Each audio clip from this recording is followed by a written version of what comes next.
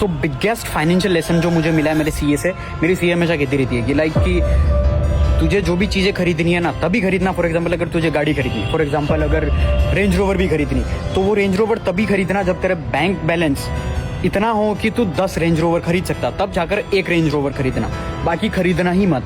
लेकिन अगर तुम कोई असेट्स खरीद रहे हो जो तुम्हें रिटर्न देगा तो वो तुम बिल्कुल खरीद सकते हो। लेकिन अगर तुम लाइबिलिटी पर पैसा खर्च कर रहे हो तो तभी खर्च करना। फॉर एग्जांपल अगर तुम कोई फालतू कोई ऐसे ही लाइबिलिटीज मतलब खर्चा कर रहे हो तभी करना जब तुम्हारे अकाउंट के अंदर तुम कार ले रहे हो, कोई बाइक ले रहे हो, तो जितना भी यानी उससे 10 गुना ज्यादा तुम्हारे बैंक बैलेंस पड़ा हुआ पैसा है। फॉर एग्जांपल अगर तुम बुलेट भी ले रहे हो, बुलेट कितनी कहते हो 2-3 लाख जो भी होता मुझे नहीं पता, तो तुम्हारे बैंक अकाउंट के अंदर 30 या 35 लाख पड़े हो तभी जाकर तुम वो बुलेट लो। या फिर अगर तुमको रेंज रोवर लेना है, रेंज रोवर आती है नॉर्मल स्टार्टिंग प्राइस में भी लाइक 80 लाख से 80 लाख से, तुम्हारे पास 8 से 9 करोड़ रुपए हो तभी जाकर 8 करोड़ 7 करोड़ इतने पैसे हो तो ही जाकर तुम कार लो।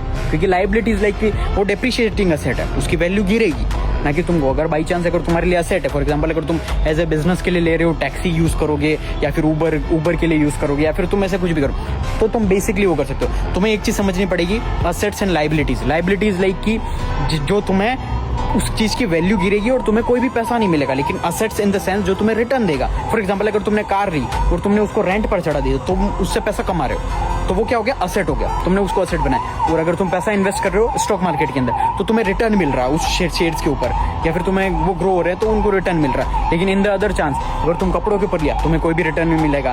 अगर तुम खाना खा रहे हो तो तुम्हें उसके ऊपर भी कोई भी रिटर्न नहीं मिलेगा। या फिर तुमने कोई शौक के लिए कार ले ली तो वो सिर्फ और सिर्फ पेट्रोल के अंदर धुल गए, तुम घूमने जा रहे हो, तुम्हारा पैसा जेब से जा रहा है। जेब से अगर पैसा जा रहा है तो वो लाइबिलिटीज है, पैसा जेब के अंदर आ रहा है तो वो असेट है। तो ज्यादा से ज्यादा हो सके असेट के ऊपर पैसा इन्वेस्ट करो। बाकी ये सिंपल लॉजिक है, अगर तुम ये इतना सा भी समझ गए ना तो तुम लाइफ के अंदर आराम से फाइनेंशियली फ्रीडम तो इजीली हो जाओगे।